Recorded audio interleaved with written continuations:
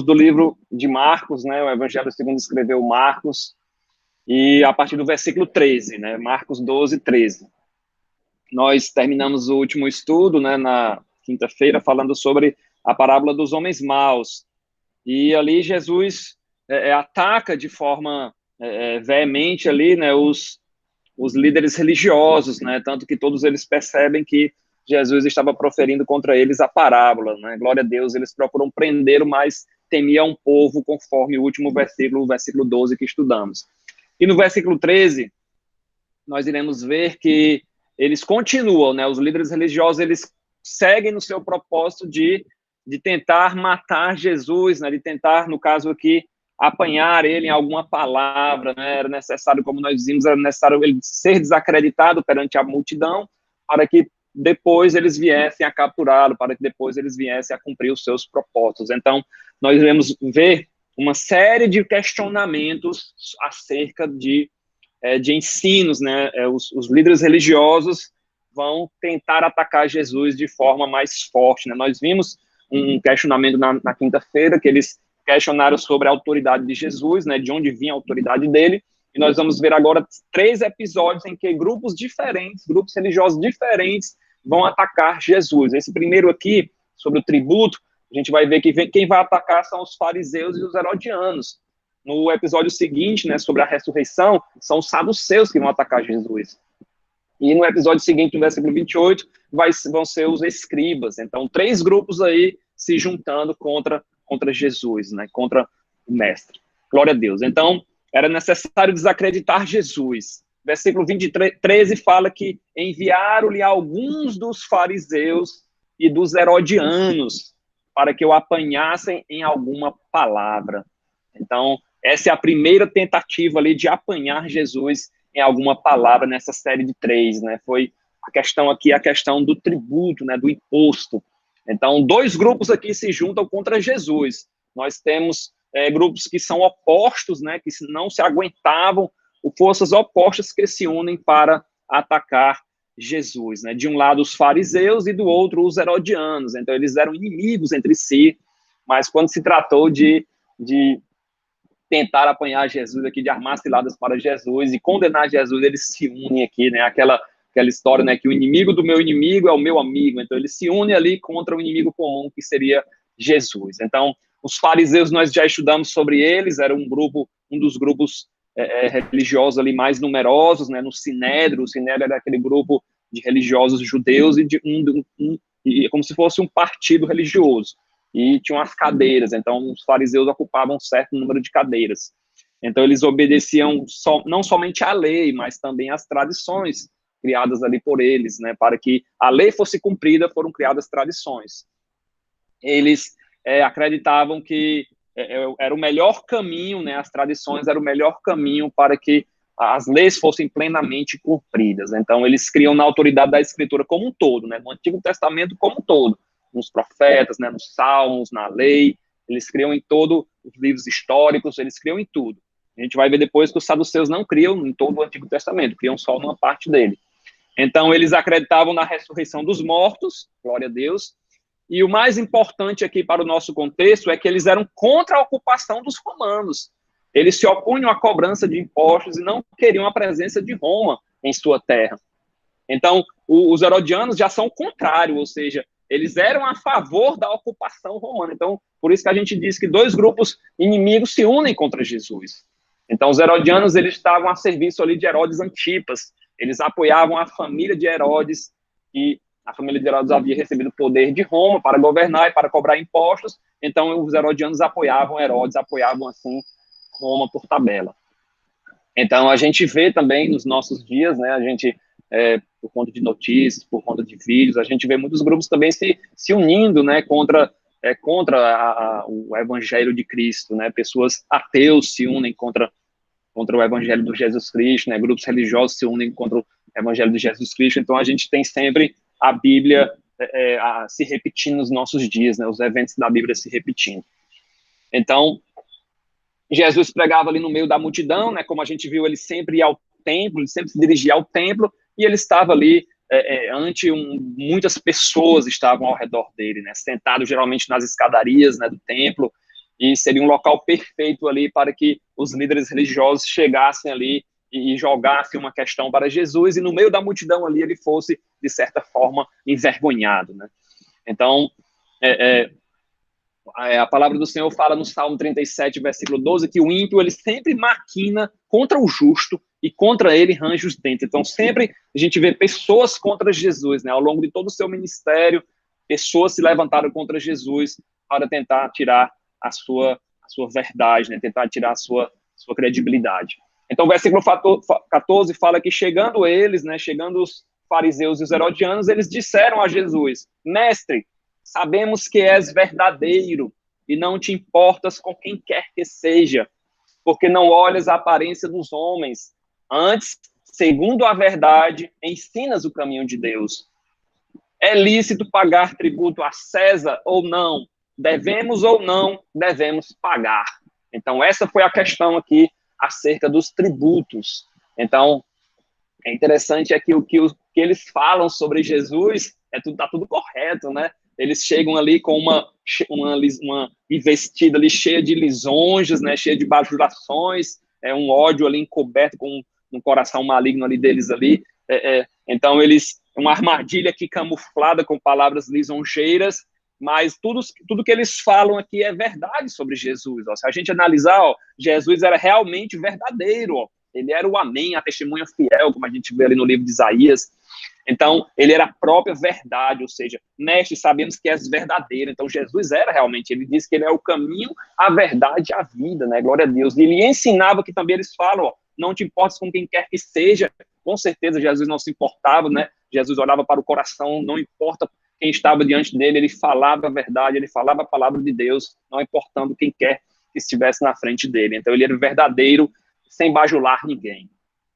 E ele dizia sempre a verdade, doa a quem doer. Jesus não olha para a aparência, mas para o coração, né? Glória a Deus. Em nenhum momento Jesus usou de bajulação, usou de palavras lisonjeiras. Ele sempre falou a verdade e somente a verdade. A gente viu um tempo atrás, né, um estudo lá atrás, sobre ali o profeta, sacerdote Samuel, ele escolhendo ali o sucessor de Saul, né, entre os filhos de Jessé, e ele vê ali o Eliabe, né, o primogênito de Jessé, e ele diz: está aí diante de mim o próximo rei de Israel, e Deus na hora o alerta, né, dizendo que não considere a aparência nem a altura, pois eu o rejeitei. O Senhor não vê como o homem vê, o Senhor vê a aparência, mas o homem vê a aparência, mas o Senhor vê o coração. Então, essas palavras aqui que eles falam sobre Jesus condiz com a natureza divina e a natureza humana dele sem pecado, né? Glória a Deus.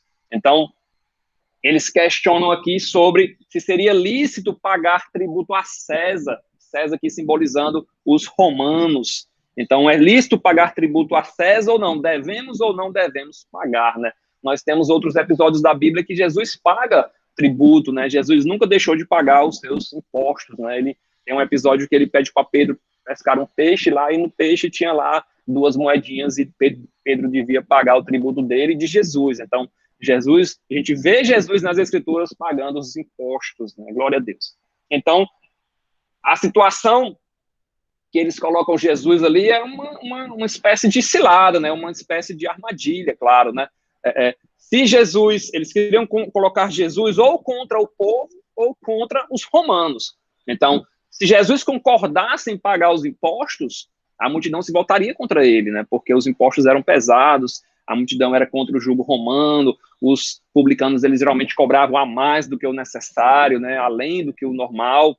Então, os judeus eram obrigados a pagar esse imposto ao governo romano. E o que mais deixava eles furiosos, né, os judeus furiosos, é que aquele dinheiro do imposto era enviado para Roma, ou seja, para manter ali aquele sistema idólatra romano, né, aqueles templos pagãos, aquele estilo de vida deles decadente, promíscuo, né, cheio de rituais lá e tudo mais, da sociedade romana. Então, isso deixava os judeus mais indignados, né, que o dinheiro deles era para sustentar esse sistema idólatra, esses templos pagãos. Então, e nas moedas tinham até a imagem de César e tudo mais, né, um lembrete ali da sujeição deles ao Império Romano. Então, se Jesus dissesse sim, concordasse, a multidão ia ficar com raiva dele. Se Jesus dissesse não, os herodianos poderiam acusar ele perante os romanos de estar ali sobre sedição, sobre rebelião, sobre esse Estado ali contra o Império Romano, um terrorista contra o Império Romano, é isso que iriam acusar ele.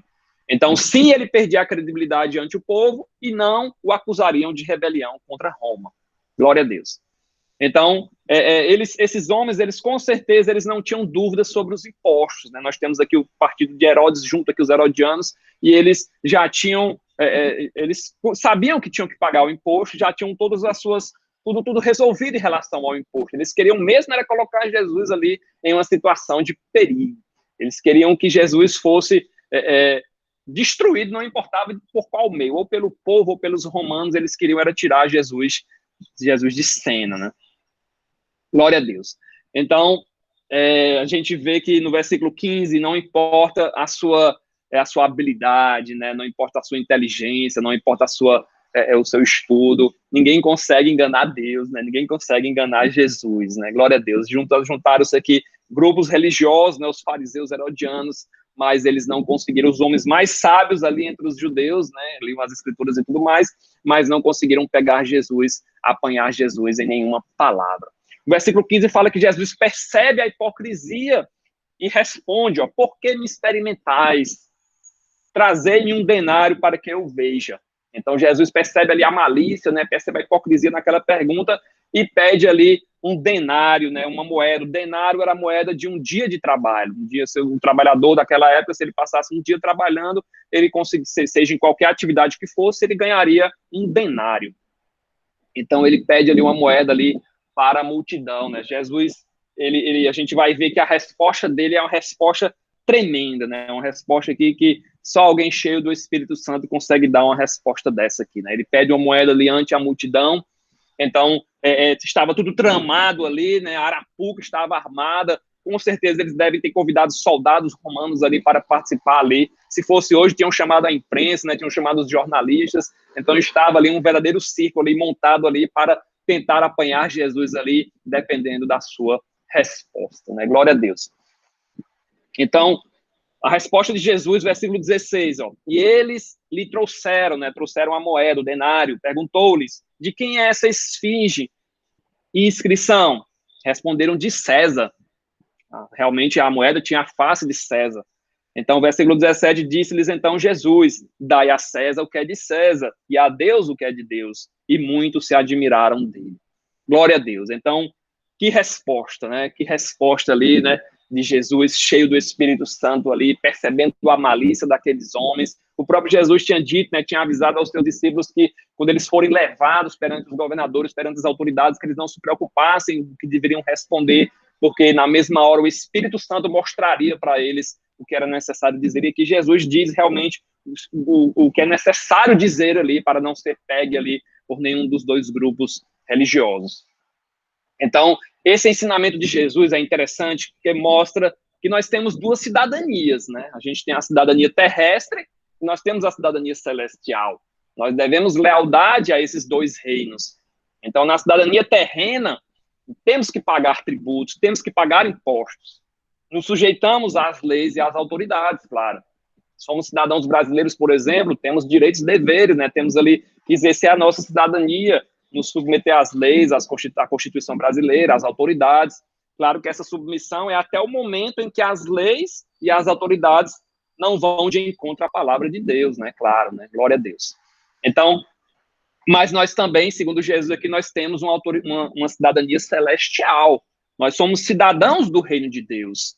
A nossa pátria está nos céus, né? Você tem que dar a César o que é de César, a Deus o que é de Deus. Então, como cada pátria tem a sua Constituição, nós temos a nossa, que é a Bíblia Sagrada, né? Nossa Constituição, né? Glória a Deus, glória a Jesus. A palavra de Deus é a nossa Constituição como cidadãos do reino de Deus. E a gente passa a viver sob uma nova ótica, né? A ótica do reino. Então, a visão de Deus é diferente, né? O servo é o maior. Deus não vê o exterior, Deus vê o coração, né? Nós somos todos iguais perante Deus. Então, na cidadania celestial, nós precisamos obedecer e ter um compromisso para com o nosso Senhor Deus, né? Dar a Ele o que é dele, dar adoração, né? Dar momento de louvor a Ele, dar tudo o que Ele merece, né? Glória a Deus. Temos aqui só para a gente entender a questão da autoridade, né? Dos governos, tem um ensinamento muito interessante que está no capítulo 13 do livro de Romanos, escrito por Paulo. Ele fala o seguinte, ó: todos devem sujeitar-se às autoridades governamentais, pois não há autoridade que não venha de Deus. As autoridades que existem foram por ele estabelecidas. Portanto, aquele que se rebela contra a autoridade está se colocando contra o que Deus instituiu. E aqueles que assim procedem trazem condenação para si mesmos, pois os governantes não devem ser temidos, a não ser pelos que praticam o mal. Você quer viver livre do meio da autoridade? Pratique o bem, e ela o enaltecerá, pois é serva de Deus para o seu bem. Glória a Deus. 1 Timóteo, Paulo falando a Timóteo, capítulo 2, versículos 1 ao 3. Antes de tudo, recomendo, Timóteo, que se façam súplicas, orações, intercessões e ação de graças por todos os homens, pelos reis e por todos os que exercem autoridade, para que tenhamos uma vida tranquila e pacífica com toda a piedade e com toda a dignidade, porque isso é agradável perante Deus, nosso Salvador. Então, é agradável a Deus que a gente se sujeite à autoridade e, claro, ore pelas autoridades também. Mesmo que a pessoa que ocupa o ofício não seja digno de respeito, o ofício que ela ocupa deve ser respeitado. A resposta de Jesus aqui é tão sensacional que até as igrejas usam isso, né? As igrejas evitam ter, por exemplo, vendas, né? Comércio dentro das igrejas, né? Então, a gente dá a Deus o que é de Deus dentro da igreja, né? Evita loja, evita, pelo menos na nossa igreja, evita todo esse tipo de comércio dentro do templo, né? Glória a Deus. Então, o versículo 16, nós vimos, né, estudamos sobre ele, que tinha ali a inscrição de César, né? Temos a imagem gravada de César ali, logo o denário pertencia a César, né? Nós temos que, mais ou menos no ano 70 depois de Cristo, 40 anos depois desses acontecimentos, que Jerusalém vai ser destruída, né, pelos romanos. E foi criada uma moeda em homenagem a isso, né, em homenagem a essa destruição. Judéia capturada, tem lá em latim, né, tem até uma foto de um romano bem esbelto lá, e do lado tem um judeu lá caído, né, chateado, e tem também, na outra face, tem a imagem de César. Então, dá a César o que é de César, deixa César aí com as conquistas dele, as conquistas terrenas dele, e dá a Deus o que é de Deus. Então, às vezes as pessoas se esforçam muito para dar aos homens o que eles pertencem, né, dar homenagem aos homens, e acabam se esquecendo de dar a Deus a glória devida ao seu santo nome. Assim como o imposto é uma dívida que nós devemos pagar o governo pelos serviços do próprio governo, né, como a polícia, como os bombeiros, como saúde, etc. Nós também temos dívidas para com Deus, temos que dar louvor, temos que dar glória ao seu santo nome. Glória a Deus. Se o governo não aplica bem o dinheiro, ou se é corrupto, a culpa são dos que escolhem. Muitos governos são maus por escolhas humanas, né, durante a votação. Que a gente possa, nas próximas eleições, tentar escolher bem os nossos governantes, né, pessoas que temem a Deus, né, a palavra do Senhor fala que o temor do Senhor é o princípio da sabedoria, e o conhecimento do Senhor é o entendimento. Então, que a gente possa orar, escolher bem o candidato, uma pessoa temente a Deus ali, que pense 2, 3, 10, 20 vezes antes de fazer algo errado, temendo a Deus, né? Então, a armadilha deles acaba falhando. Jesus dá uma resposta ali tremenda, a armadilha deles falha, eles não podiam acusar Jesus nem de sedição, nem de se curvar perante Roma, né? Glória a Deus, glória a Jesus. Então, continuando aqui, nós temos agora a segunda tentativa de pegar Jesus ali em alguma palavra, que foi agora a questão da ressurreição. Vamos entender aqui o que foi que houve, né? Após o fracasso dos fariseus e dos herodianos, nós vamos ver no versículo 18 que um outro grupo religioso entra em cena aqui para tentar envergonhar Jesus. São agora os saduceus, versículo 18. Então os saduceus, que dizem não haver ressurreição, aproximaram-se dele e lhe perguntaram, dizendo, versículo 19, Mestre, Moisés nos deixou escrito que se morrer o irmão de alguém e deixar mulher sem filhos, seu irmão a tome como esposa e suscite descendência a seu irmão. Então vamos até aqui, depois a gente lê o resto. Então a lei dizia que se tivesse um casal, né, um homem e uma mulher, e o homem morresse, o irmão daquele homem ele podia se casar ali com aquela mulher, desposá-la e dar filhos a ela ali, suscitando descendência ao irmão morto, né? Era isso que Deus havia estabelecido na lei de Moisés. Então, falando um pouco aqui sobre os saduceus, antes da gente continuar nessa questão da ressurreição do casamento aqui, nós temos que os saduceus eram um outro grupo religioso, faziam oposição aos fariseus, faziam oposição aos herodianos, e eles aqui se levantam contra Jesus. Eles tinham poucos membros, eles ocupavam ali também cadeiras no Sinédrio, eles eram formados geralmente por sacerdotes, por homens ricos, né? Geralmente eram pessoas orgulhosas de sua posição. O sumo sacerdote era saduceu, por exemplo. Eles tinham poder, tinham riqueza, e esse poder e essa riqueza era em grande parte oriunda do templo, do negócio do templo. Ou seja, aquele esquema ali das ovelhas, né, dos cambistas que Jesus havia denunciado. Então, a riqueza deles provinha disso. Então, eles se levantam aqui contra Jesus porque se viram, de certa forma, ameaçados por conta daquela faxina geral que Jesus fez no templo. Então, os saduceus, eles acreditavam, a gente viu que os fariseus acreditavam em todo o Antigo Testamento, os saduceus, eles criam apenas nos 5 primeiros livros da Bíblia. Glória a Deus, que é Gênesis, Êxodo, Levítico, Deuteronômio e Números. Então, eles criam nesses 5 primeiros livros. Eles não criam na vida após a morte, ou seja, não criam na ressurreição, como a gente viu aqui no versículo 18. Eles não acreditavam também em anjos, não acreditavam em demônios e não acreditavam nos profetas, né? Acreditavam que a única manifestação de Deus que houve foi aquela com Moisés lá no Monte Sinai. E passou disso, eles não acreditavam. Já os fariseus, eles acreditavam em tudo isso, acreditavam em anjos, acreditavam em ressurreição, acreditavam nos profetas e tudo mais. Eles eram um grupo totalmente opostos. Então, nós temos aqui uma questão em relação à ressurreição.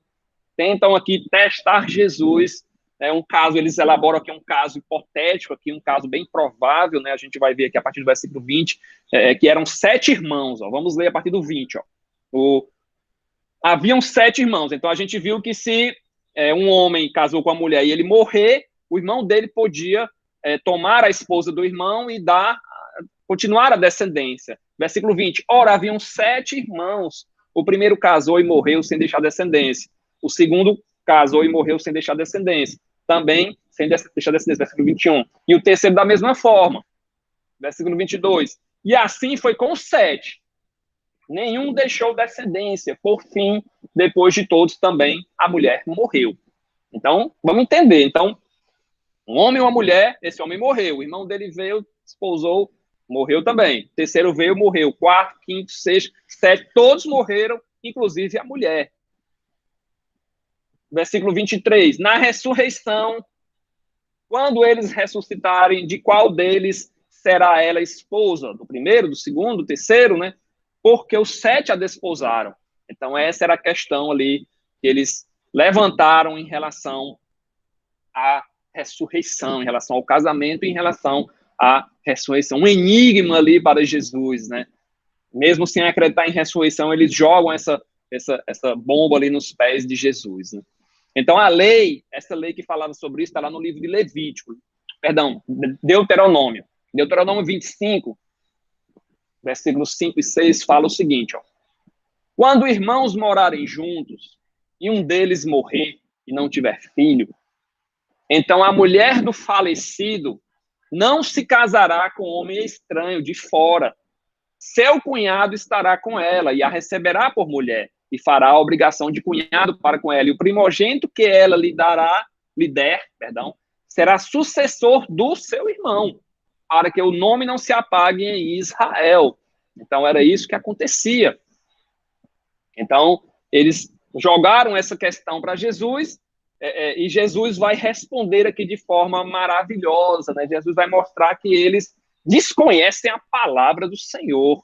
Então, a gente vê aqui saduceus, homens ali que eram, em sua maioria, sacerdotes, que desconheciam a palavra do Senhor, não liam as Escrituras, né?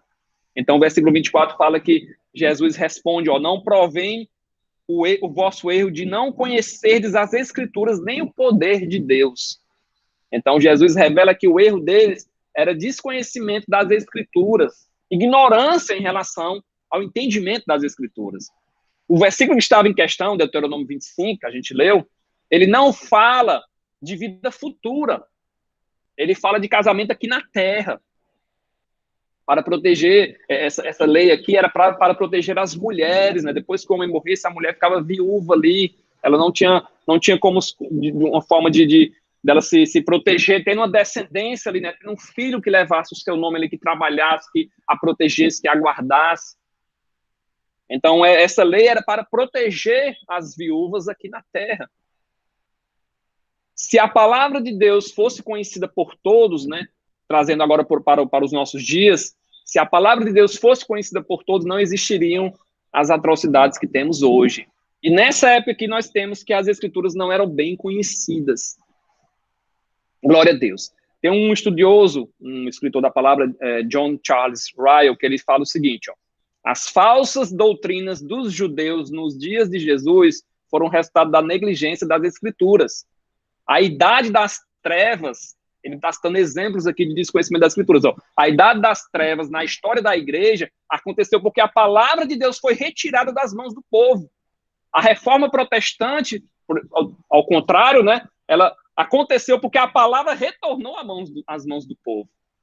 Então, as igrejas mais consistentes nos dias de hoje são as que são mais comprometidas com a palavra, com o ensino da palavra de Deus. Então, ele cita 2 episódios aqui, né, que a idade das trevas começou quando a palavra foi retirada e a reforma quando a palavra voltou para as mãos do povo. Então, os saduceus aqui, eles desconheciam o ensino sobre ressurreição, sobre vida futura, sobre casamento. O casamento era apenas aqui na terra, como Jesus vai falar aqui, ó, versículo 25. Pois quando ressuscitarem de entre os mortos, nem casarão, nem se darão em casamento, porém são como os anjos nos céus.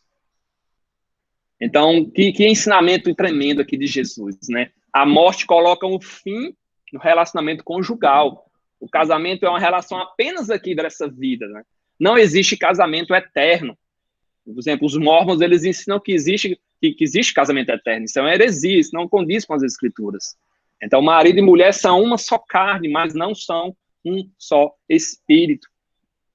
Mas isso não impede que a gente se encontre lá no céu, por exemplo, né? Não estaremos casados, mas poderemos nos encontrar no céu.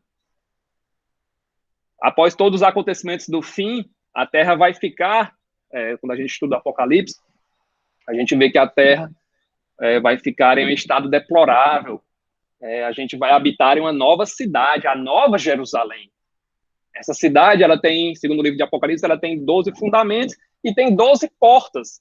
E as 12 portas são os nomes das tribos de Israel. Eu já combinei com a Michele que nós iríamos nos encontrar na porta de nome Benjamim. Eu não sei como é que vai ser esse encontro, né? Porque a cidade ela é bem grande, né? Ela é bem gigante mesmo, mas a gente vai se encontrar na porta de nome Benjamim, lá, se reunir, né? Fazer uma comunhão lá, né? Glória a Deus. Vai dar certo, né? Glória a Deus, glória a Jesus. Mas o casamento, ele é coisa terrena, ele não é algo que vai existir no tempo do porvir, no tempo futuro, né? Glória a Deus, glória a Jesus.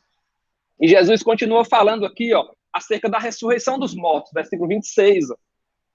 Quando a ressurreição dos mortos não tendes lido no livro de Moisés, no trecho referente à sarça, como Deus lhe falou, eu sou o Deus de Abraão, o Deus de Isaac e o Deus de Jacó.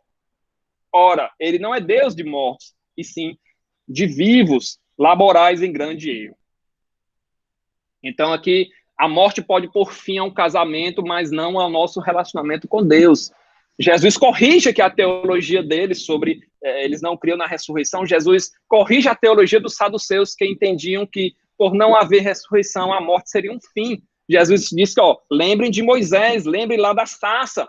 Quando Deus se apresenta para Moisés, ele fala que ele é o Deus de Abraão, de Isaac e de Jacó. Ele não fala, eu era o Deus de Abraão, de Isaac e de Jacó. Eles já se acabaram. Não, ele é o Deus de Abraão, de Isaac e de Jacó. Eles estão vivos ali. É um estado ali que a gente não entende ainda, mas eles estão vivos ali com Deus.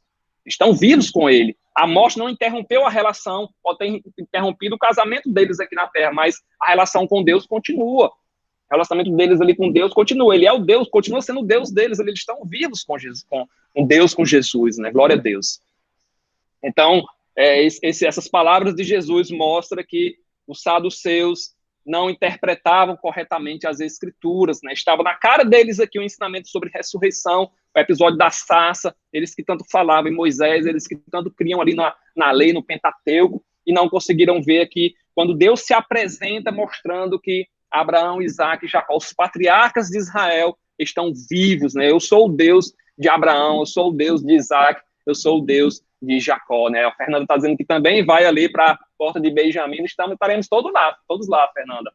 Eu creio que é uma cidade bem grande, né? A palavra do Senhor fala que são muitos estádios, né? Ela caberia dentro do Brasil, bem alta, bem larga, um imenso cubo, mas a gente combina cedinho, né? Durante um período de festas ali da Páscoa ou de outras festas de Israel, a gente se encontra ali na porta de nome Benjamim, das 12 tribos de Israel, né? Glória a Deus, glória a Jesus. Amém. Continuando aqui, terceira vez que Jesus vai ser questionado, lembrando que isso aqui é só numa terça-feira, que foi uma terça-feira, e muitos acontecimentos aconteceram aqui nessa terça-feira. Jesus já contou parábolas, né, já falou sobre o poder da fé, né, já purificou o templo, já foi questionado 2 vezes, e essa é a terceira vez aqui que ele é questionado, agora sobre o grande mandamento, né? Glória a Deus, glória a Jesus, né? Então, agora é a vez dos escribas. Então, já passaram os fariseus, já passaram os herodianos, já passaram os saduceus, e agora os escribas, né? Glória a Deus, glória a Jesus.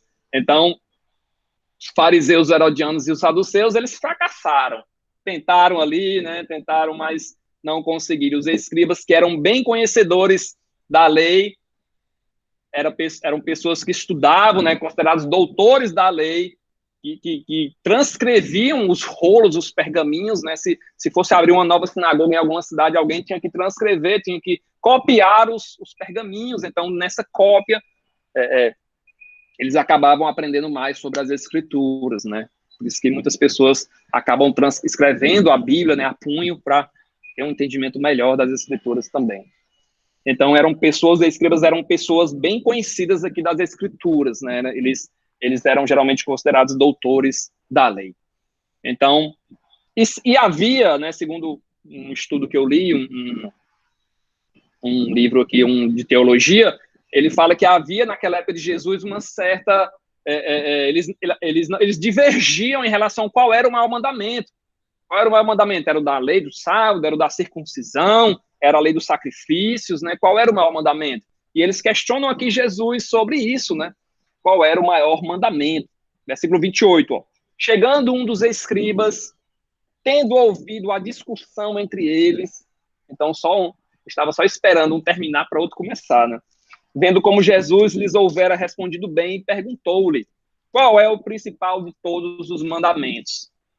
Respondeu Jesus, o principal é, ouve, ó Israel, o Senhor nosso Deus é o único Deus. Amarás, pois, o Senhor teu Deus de todo o teu coração, de toda a tua alma, de todo o teu entendimento, de toda a tua força. E o segundo é, amarás o teu próximo como a ti mesmo. Não há outro mandamento maior do que estes, o plural. Então, Jesus responde aqui citando o Deuteronômio 6:5, né? O Shema Israel. Ouve Israel, significa Shema Israel em hebraico. Então, eles recitavam isso aqui todo dia de manhã e toda noite. Eles ouve, ó Israel, o Senhor teu Deus é o único Senhor. Então, eles citavam isso aqui, né? Como se fosse de uma forma ritual ali. Eles não era um ensinamento novo para eles ali, para os judeus, né? Os judeus mais devotos. Mas a recordação do que o povo judeu pronunciava a cada manhã, a cada noite, o Shema Israel. Então, Deuteronômio 6, 4, 5 fala exatamente o que Jesus falou aqui, né? Ouve Israel, o Senhor nosso Deus é o único Senhor. Então, toda a lei, Jesus resume aqui toda a lei em amor. Então, o amor, a gente sabe que ele traz paz, traz descanso, traz satisfação para a nossa alma. Paulo dedicou todo o capítulo no livro de Coríntios, né, sobre o amor, né? O amor é o maior de todos ali. A fé, a esperança e o amor sobressai. Então, para Deus, quem ama, cumpre a lei, pois os mandamentos, eles se resumem em amor. Nós sabemos que são 10 mandamentos. Então, nós temos os 4 primeiros mandamentos relacionados com o amor ao Pai, e os 6 outros mandamentos, os 6 últimos mandamentos, eles são relacionados com o amor para com o próximo. Então, os mandamentos dados por Deus a Moisés no Monte Sinai, eles se resumem em amor. Por isso que Jesus repete aqui no versículo 30 e no 31, ó, amar a Deus, amarás, pois, o Senhor teu Deus de todo o teu coração, de toda a tua alma, de todo o teu entendimento, né, com a razão, de toda a tua força. Então, aqueles que escolhem outros deuses, como o sol, como lua, como imagens de idolatria, de ídolos, né, eles não estão, acabam amando aqueles objetos. A gente tem que amar a Deus em espírito e em verdade, amar a Deus sobre todas as coisas infere que não tenhamos outros deuses além dele. Significa que o amor ao Senhor deve ser sincero, não somente com palavras, não somente da boca para fora. Um amor ali superlativo aqui, como Jesus fala aqui, né? Mais do que tudo, né? Mais do que carreira, do que filhos, do que dinheiro, do que bem-estar, do que as coisas do mundo. Amar a Deus de todo o nosso coração, de toda a nossa alma, em todo o nosso entendimento. E depois Jesus fala do amor ao próximo. Então, quem ama, respeita, por exemplo, os mandamentos, pai e mãe. Quem ama, não mata. Quem ama, não adultera. Quem ama, não furta, não cobiça, não levanta falso testemunho, nem coisa alguma contra o seu próximo, né? Então, quem ama, cumpre os 6 mandamentos restantes dos 10 mandamentos. Quem ama a Deus, cumpre os 4 primeiros. Quem ama ao próximo, cumpre os 6 mandamentos restantes. Ou seja, toda a lei do Senhor se resume em amor, em amar a Deus, em amar o próximo. E Jesus, no livro de João, ele ainda aumenta isso aqui, né? Ele aumenta aqui esse amor ao próximo, né? Jesus, ele tornou ele de um padrão altíssimo. Ele fala o seguinte, ó, João 13:33, filhinhos, eu ainda permanecerei convosco por pouco tempo. Vós me procurareis, mas como eu disse aos judeus, agora vos digo, para onde eu vou, vós não podeis ir. Um novo mandamento vos dou, que vos ameis uns aos outros, assim como eu vos amei. Que dessa mesma maneira tenhais amor uns para os outros. Então, até esse momento aqui, era amar a Deus sobre todas as coisas e amar o próximo como a si mesmo. Agora você tem que amar como Deus amou, como Jesus amou. Então, o negócio aumentou aqui, ficou mais difícil ainda, o padrão ficou mais alto. Ele estabeleceu um padrão mais elevado de amor ali, como ele amou. Ou seja, ele se entregou, ele deu a vida pelo próximo, né? Glória a Deus, glória a Jesus. Então, não é mais amar o próximo, né? Mais amar o próximo como Jesus amou. E o versículo 32, 33, 34, os escribas, de certa forma ali, eles acabam entendendo, né, o que Jesus ensinou, né? Raro isso aqui no meio deles, eles acabam realmente compreendendo ali, ó, muito bem, mestre, versículo 32. E com verdade disseste que ele é o único e não há outro senão ele. E que amar a Deus de todo o coração, e de todo o entendimento, de toda a força, e amar ao próximo como a si mesmo, excede todos os holocaustos e sacrifícios, né? Realmente tem um versículo que fala sobre isso, né? Que Deus quer mais o nosso coração do que holocausto, do que sacrifício, né? Que é o nosso amor para com o próximo, né? Glória a Deus. O versículo 34 fala que, vendo Jesus que ele havia respondido sabiamente, declarou-lhe, não estás longe do reino de Deus. E ninguém mais ousava interrogá-lo. Então, essa série de 3 interrogações ali sobre Jesus, sobre o tributo, sobre a ressurreição e sobre o mandamento, estavam encerradas por enquanto, né? Então, Jesus deu uma resposta ali tão sábia que o escriba ali, ele ficou de queixo caído, ele só fez concordar com Jesus, ele não tinha mais nem como replicar ali, como dar uma resposta, porque a resposta de Jesus foi na lata ali, ele realmente, mestre, é isso mesmo, não tem nem o que eu lhe dizer, não tem nem o que eu falar mais aqui, né? Respondeu aqui com verdade, com propriedade. Em Lucas, né, nós temos evangelhos sinópticos, ou seja, eles são paralelos da vida de Jesus. Temos Mateus, Marcos e Lucas. Em Lucas, após esse versículo 34 aqui, tem mais um versículozinho que Jesus fala ali, né? Na verdade, não é mais um versículo, é uma parábola. Eu vou ler para vocês aqui. Então, após esse 34 aqui, Marcos, ele para aqui. Marcos parou aqui no 34, mas Lucas continua. Então, em Lucas, após o Jesus falar sobre isso aqui, o escriba questiona, Jesus, e quem é meu próximo?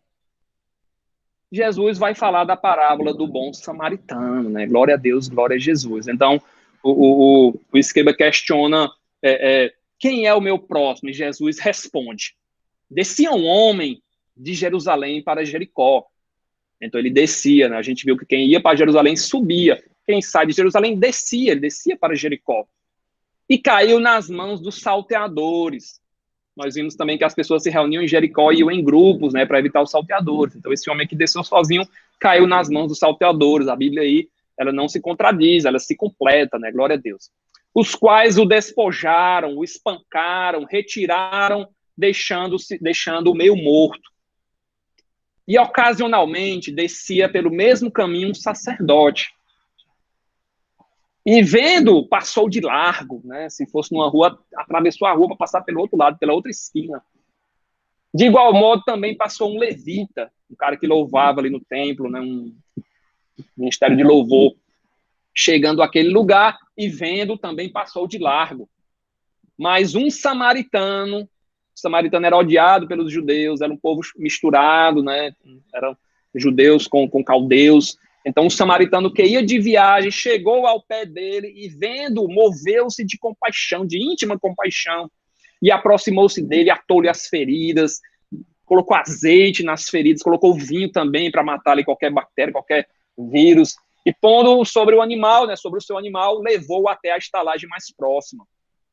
E cuidou dele, né, glória a Deus, samaritano. E partindo no outro dia, deu 2 dinheiros, né, 2 denários ali para o homem, o hospedeiro, o dono da hospedaria, e disse-lhe, cuida dele. Tudo que você gastar mais do que esses 2 dinheiros aqui, quando eu voltar, eu presto contas contigo. Aí Jesus questiona, qual destes 3 te parece que foi o próximo daquele que caiu nas mãos dos salteadores? Então a gente está falando de sacerdote, levita e de um samaritano. O sacerdote e levita eram homens religiosos. Sacerdote ali que ajudava no templo, né? Levita também. E um samaritano que era visto pelos judeus como um homem, um impuro, né? Um homem desprezado. E ele disse, o que usou de misericórdia, o escriba respondendo agora, né? O que usou de misericórdia para com ele. E Jesus responde, vai e faz a mesma maneira, né? Glória a Deus, glória a Jesus, né? Que palavra abençoada, né? O cara questiona aqui, o escriba questiona sobre qual é o maior mandamento. Jesus fala de amor para com Deus, amor para com o próximo, e termina ali explicando quem é o próximo, quem é o nosso próximo, né? Então, devemos fazer o bem não importando a quem, né? A gente viu que sacerdotes, que levitas, homens que liam as escrituras, que estavam ali no templo, mas que na hora de mostrar misericórdia, na hora de demonstrar compaixão, passaram de largo. E um homem, um samaritano ali, ajudou aquele homem, pagou pela sua hospedaria, ajudou nas suas feridas, ali, no tratamento das suas feridas. E esse, segundo Jesus, foi o próximo daquele homem. Então nós devemos também ir e fazer da mesma maneira, né? Ajudar os outros, né? Ajudar o próximo, né? Glória a Deus, glória a Jesus, que bênção, né? Que palavra, a palavra de Deus, ela é bênção, ela é lâmpada para os nossos pés e luz para o nosso caminho. Então, vou ficar por aqui, agradeço a paciência de todos, agradeço também a presença de todos, né? Que Deus abençoe cada um, que possamos ter um sábado abençoado. Quem quiser, hoje tem vigília na nossa igreja, né, das 10 às 24. Quem quiser participar, são todos bem-vindos, na mesma plataforma Google Meet. É só você se conectar, que eu me pedir que eu lhe mando o link.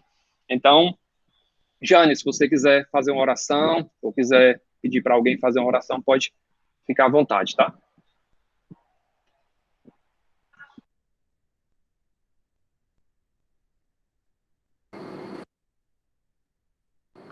A paz do Senhor a todos, palavra abençoada, né? O Evangelho sempre é uma bênção nas nossas vidas. E hoje, Renato, eu vou fazer uma oração, aí depois você escolhe alguém também para orar, tá certo? Eu queria orar pelas crianças, tá bem? Então vamos orar pelas crianças, né? Deus maravilhoso e poderoso, Deus eterno, em nome de Jesus Cristo, nós queremos nesse momento, Senhor, primeiramente te agradecer pelas nossas vidas, pela vida de cada um que está a escutar a tua palavra, meu Pai. Pai, tudo isso nós fazemos, Senhor, para te engrandecer, para que as pessoas se fortaleçam na tua palavra, que é uma palavra que nos encoraja, que nos levanta, que não nos deixa ficar abatidos, meu Pai. Obrigado, Senhor, pela tua palavra. Deus, no meu coração, uma vontade muito grande de orar pelas crianças, Pai. nessa situação que estamos vivendo de confinamento, onde elas ficam em contato mais próximo, Deus, com muitas pessoas da família, Senhor. E nós sabemos, Deus, que muitas delas sofrem abuso, meu Pai. E nesse momento eu quero orar, Senhor, a Ti, meu Pai, crendo que Tu darás livramento, Senhor, aos Teus pequeninos. Deus amado, as crianças, elas não têm como se defender. Elas estão sempre sujeitas à vontade de um adulto, meu Deus. Pai, então eu te peço em nome de Jesus Cristo, que Tu venha, Senhor, retirar todo espírito, meu Deus, maligno, que estejam próximos a essas crianças. Senhor amado, Deus querido, que essas crianças elas possam ter paz, possam ter uma vida, Deus, de amor, Senhor. Que essas pessoas que estão cuidando delas, que estão junto a elas, em especial nesse tempo difícil que nós estamos vivendo, eu quero te pedir, meu Pai, que essas crianças elas possam estar sob a tua guarda, sob o teu cuidado, sobre meu Pai, a tua mão poderosa, Senhor, protegendo-as, meu Deus, de todo mal, livrando-as de todo mal. Senhor, em nome de Jesus Cristo, cada criança, Senhor, cada criança que esteja nesse momento correndo riscos, meu Pai. Pai, eu te imploro, eu te peço, Senhor, eu clamo a Ti, meu Deus, que Tu mandes o Teu Espírito Santo, para que esse espírito maligno que está próximo dessa criança caia por terra, em nome de Jesus Cristo. Senhor, que dê errado para ele, que alguma coisa seja feita que desfaça a má intenção dele com relação a essa criança.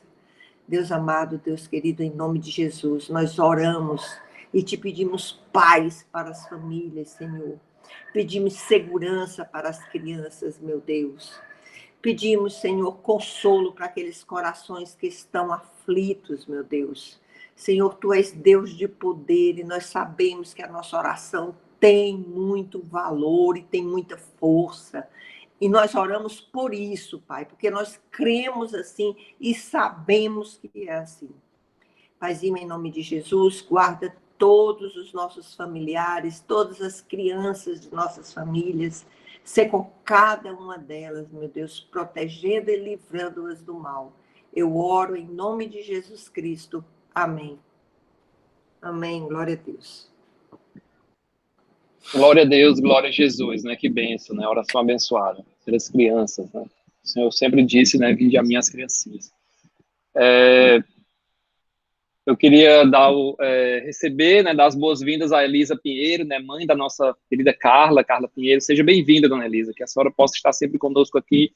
Estamos sempre estudando a palavra do Senhor, né? Hoje foi o livro de Marcos, amanhã é o livro de Gênesis, e depois alternamos, né? Marcos e Gênesis, né? Que Deus abençoe a senhora, que abre o seu entendimento em relação à palavra de Deus. Eu gostaria de pedir para a Eliana. Eliana, você pode orar por nós?